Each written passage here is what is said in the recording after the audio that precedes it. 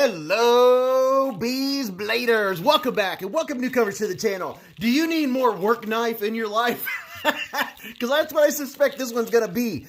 Thank you, channel members. Thank you, subscribers and patrons. You're all freaking awesome. And speaking of awesome, would you look at it? Just look at it. This is the Sitivien St133. And wow. Okay. Ooh. We've got some good micarta going on.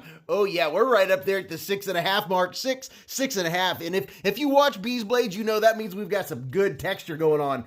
Just go from one end to the other, give you a little bit of texture vision. Yeah, that's what I'm talking about. You know what? Sitivien is stepping up the game in the old micarta department. Very nice. Very, very nice. And look at this.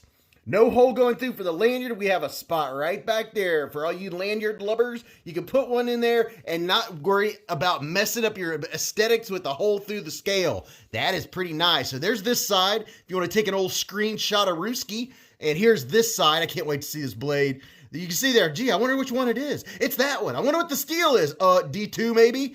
And there's your pocket clip. Ooh, okay. So we do have a couple mushrooms growing in the shade. However, the bottom of the pocket clip is inset into the scales. So that's very nice. Very, very nice. That makes up for the fact that the screws are sticking out. Now, flat screws would have been better. Now, it is not reversible. I didn't see any holes going on over there, but it does make for a clean look. All right, you ready to see this blade? Pow! Right, oh my gosh. Right in the kisser. Holy moly. Would you look at it? Just look at it. Wow. That is a bruiser. Oh, yeah, I like it. I already like it. I like the blade. We'll see about the ergonomics. We're going to take this apart here in just a minute, see what it looks like on the inside, and see how the action and the ergos and all that work. And wow. Oh, you know what? Let me wipe this off. There we go. Much better. Check out that black stonewash. Nice and even. I like this.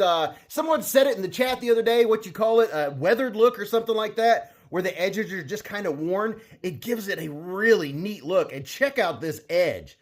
So it's a dual grind. It has your regular flat grind and then a lot. Ooh, yeah, that's beefy. It's a beefy tip. And oh my gosh, check out the tip on this dude. Did I just say that? Wow, look at that. That is not messing around. That is not a splinter getter, and you are definitely not going to break that tip very easily. I love knives that you can use because I don't know about you, but I like using a knife to scrape. It seems like I do a lot of scraping with knives, and this is going to be excellent for a work knife. Man, that is sturdy. And going all the way back down, let's go real quick. There's your Sitivien. And what kind of jimping we have? Okay, all right, we'll see how that works. The jimping's not bad. It has the dig, and it's grabbing my skin. The question is, where's my thumb gonna fall? We shall find out. It looks like a good thumb ramp. There's your pivot. Nice looking scales. We already checked those out. And then just making sure we go all the way down so we don't miss something, because you know I get ahead of myself. I have to slow myself down so I don't miss something. I'll make the video, edit it, put it up on YouTube and say, oh, I forgot that. All right, let's check out this. Oh, yeah. Pass-through money. Perfect. Very nice. Easy to access. It's not a nail breaker. And, oh, yeah, that's some good stuff right there. What kind of lockup? Lockup's about, I'd say 35, 40%, somewhere in that range. And are we centered? Wow. Look at that tip. Yes, it is centered. And as I always try to remember, let's see if it'll cut some paper. Not that that determines whether you buy a knife or not, but oh my goodness. Whoa. That is super clean. Oh my goodness. I could just sit here and shred paper all night. Wow. Okay, so there's no question. The grind on this bad boy is fantastic. Let me check out the end. Oh yeah, if I can get it to, oh yeah, the end of it, just the same. It just keeps sliding off. But wow, that is awesome. So the finish looks spectacular on it. The fit, it is no blade. There is no blade play left or right. Nothing up and down. It feels absolutely solid. And how about inside the pocket? How's it looking? Okay, all right. Going in and out of the pocket, it's not catching at all. And that's because it doesn't have that little lip that you would have if it wasn't inset into the micarta. All right, how about some quick size comparisons? And you know I gotta put up the QSP Penguin. Everybody should have a Penguin, right? I've been saying that for how long? And one of my all-time favorites, what got me into this mess, the Spyderco Tenacious. So you see, this is not a little knife. Let's see if we can narrow it down. Here's the Spyderco Rat. No, this is the Ontario Rat #1, and I'm trying to put them pivot to pivot, and the Kubi KU322. This has a name, but I'm not sure how to pronounce it, and it's a little risky. I might end up pronouncing it wrong, and you don't want me to say that on YouTube. So there's those two, and how about a couple more? The Sitivien Praxis, and most of these are in the budget range. So I will have links in the description to every knife you see in this video, plus what we use to take the knives apart and do the maintenance and all that. And here is the CJRB Caldera. Caldera? So this, look at that. Look at these tall, look at, would you look at it? Look how tall this blade is. Oh my goodness, I am absolutely loving this thing. So if you have either one of these, now you're getting it dialed in, and here is one of my all-time favorites. How many all-time favorites can you have? Here is the KIZER Roach. And I know a lot of you got the Roach, and look at that. Yeah, you know how tall the Roach blade is, right? It is seriously tall. Well, we're getting in that territory. And here's one more, the Petrified Fish Beluga. Don't y'all have a beluga? And I'm curious, who in the description or in the chats, in the comments, who has one of these knives I just showed? I'm very curious who has one of these comparison knives. So you can see it's just a tad, maybe just a tad short. No, not really. Not really. I mean, I can't find my words. I'm making up words. No, I haven't made up words, you all. I've been very good this video so far. But then again, we're only a few minutes in. All right, so there's those two. Now let's go ahead and give you your specs in less than 60 seconds. Anybody want to guess the weight with me real quick? You know what? Let's see. Oh, yo, and this is heavier than a Mannix. I'm going to go with 5.1 ounces. And it is 5.32 ounces. I went low. 5.32 ounces. Okay, are you ready? Are you set? So from tip to tip, we're 8.25 inches. We have a dual ground and drop point blade with D2 blade steel. Really nice looking black stone wash finish. Your total blade length is 3.49 inches, and so is the sharpen length. Your blade width is 1.22 inches. Your blade stock thickness is 137 thousandths of an inch, and it goes all the way down to a consistent 17 thousandths of an inch. And up here, you're 20 thousandths behind the edge. Your handle material is a very nice looking micarta. Your closed length from tip to tip is 4.78 inches. Your handle width, 1.08 inches. Your closed width at the widest point, 1.41 inches. It's 0.58 inches thick. It has a flipper tab for opening. We're going to see whether it has ceramic bearings in it or not, because we're going to take it apart. It's a liner lock with T8 in the pivot, T6 body screws, and this is the Sitivien St133. You can get these in 3 different colors. You can get the black, which is what this one is, or you can get the green micarta or the brown micarta. Now let's check out the action and the ergos. First, a reminder to tap that like button if you appreciate knife content and you like this video or my videos in general. And if you haven't already, hit the subscribe button, the bell button, and hit all above it. You know, all that fun stuff. That way you won't miss what's coming up on Beez Blades. All right, so let's try the push button. Oh, that is not happening. No push button action. But how about the light switch? Pow, right in the kisser. Oh, yeah. And, oh, yeah, look at that. Right out of the box. Done nothing to it. It is absolute drop shut. Oh, would you look at it? I gotta quit saying that so much. I can't help it. Look at that. Oh my goodness. So the action is absolutely superb. There's no reason to take this apart and clean it, but we are going to take it apart just to get a look on the inside. Wow, that is spectacular. The pass-through is so good. My hand is 4 inches from here to here, 3.5 from here to here, and from the bottom of my palm to the tip of my middle finger, 7.25. And oh my goodness, it is so good. The ergos, they're okay. The thumb ramp is working. It's working on this one. It has enough handle. If your hand's bigger than mine, yeah, you have room. You have room to grow. And giving it the old bee squeeze, looking for hot spots, the pocket clip is not bothering me at all. And check this out. These edges are rounded. I mean, they are comfortable. I can tell the pocket clip's there, but it is low profile. It does not dig into my hand. Oh yeah, man, to do some scraping, yes. Do some pull cuts, some push cuts. The jipping works absolutely great. It's really stopping my thumb. It's kind of like a poon, but it's not like a poon. I like this blade shape. I like what they've done here with this little ramp. And this is gonna be a good slicer. Not necessarily a utility blade per se, but this would be good working, at a campsite, cutting up food, or pretty much any kind of, man, I could see a painter loving this thing, scraping stuff. Yeah, this is really comfortable. I tell you what, let's take this apart and see what it looks like on the inside. And if you're new to the channel, I haven't done this in a while, here's a quick look at what I use, and you don't even need all of this, but these are what I suggest for taking your knives apart. Get you some KPL knife pivot lube. Here's heavy and original, and you'll see what we use this for here in just a minute. It's a good idea to get some Loctite stick, or at least some of the thread locker, the liquid. You don't always have to use it, but it does come in handy if your pivot moves. This dude has become one of my favorites because it's dual action, because it is a driver, and it comes with a bit set in the back. And the ones that I use all the time, the T6 and the T8, I just turn them back that direction. And I'm gonna go ahead and get these out because we're gonna use these anyway. But in lieu of this, make sure you get you some Weehaw bits. This does come with Weehaw bits. Sit, stay. Stay, boo-boo. Sit, boo-boo, sit. But this right here, if you don't want to get that runs around like 32 or something like that. I believe this runs about half that. It's a Weehaw bit set. These are really good bits. They don't strip, and it does double as a bit driver. And there are going to be times when you need 2 bit drivers. And this is what I recommend to start out if you're starting out, or if you've been doing this for a long time. Everyone, I think, should have a Weehaw stubby. This thing, and it's rubberized. It gives you a really good grip. You never want to slip and strip a screw because, yeah, that's not fun. As you all saw maybe 2, 3, 4 videos ago. But, hey, it's going to happen at some point in time, right? So and definitely get you some of these doodads.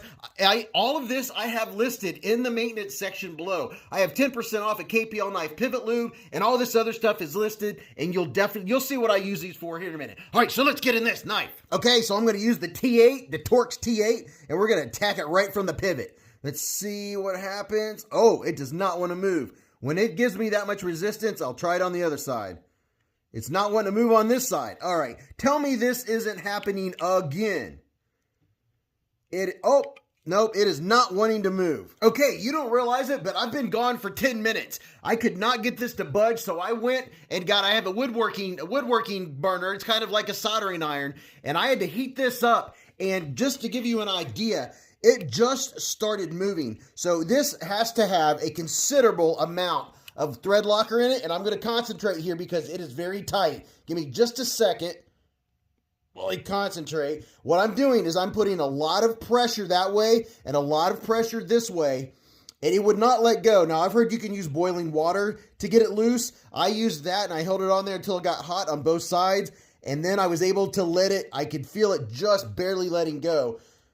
Now, okay, so if you have a pivot do that to you, don't strip it. And I'm being extra cautious, but I could not get this thing to break. So the only thing yes, it has way too much thread locker on it. Look at all that. Whew, man, oh man. Let's see if you can get a good look. Look inside there. See that? It is absolutely coated. So way too much thread locker on this particular one.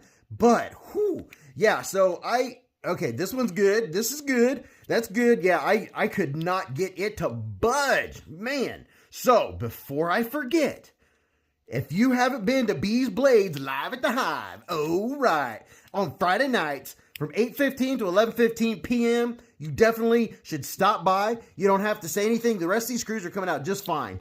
You don't have to say anything. You can just lurk, see what we're doing, see what it's all about, and you'll see that we just have a lot of fun. Of course, I always do the giveaways. The giveaways are always fun. All right, you screws need to get out of there. They're just kind of hanging out in their spot. Let's see how these pocket clip screws do. Everyone's good. Everyone's good, but yeah, Friday nights, man, oh my goodness, they get funner and funner and funner, and they're the funnest. And we just, oh my goodness, me and Mrs. Beez. Mrs. Beez, she comes on, and she has so much fun. We look forward to the live streams all week. And then when it's over, we're like, oh. So there's your 2 screws for your pocket clip. I'm going to set that up there by itself. And there's this screw. Did the other one fall out? I didn't even know it. Yep, there it is.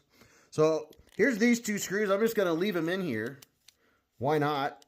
Why lose track of them? So you sit in there, and this is what it looks like on the inside. Matter of fact, we'll just set these dudes up here, and we'll see if I can remember which one went where, because you guys love it when I put the wrong screw in. And I have a rag here with some rubbing alcohol on it. I'm just going to wipe this dude off. And, you know, like I was saying, this thing is already so freaking smooth. We don't really need to clean it. But I wanted to see, okay, that's why I was careful. So when I put the heat on it, I was very careful. I could not see metal when I was looking through there with the flashlight. And it's a good thing because these ceramic ball bearings are not in metal. They're not caged in metal. And man, this thing is definitely well lubed. I'm going to wipe that off. And then while we're at it, let me just show you real quick what it looks like on both sides. It's nice and clean. There's your detent hole. But I do want to take this opportunity now that we're doing this, and it gives me a second to actually take a breath to say thank you to everyone. You are making this so much fun. This knife journey is way better than I ever could have imagined it would be. It is absolutely amazing. It's amazeballs.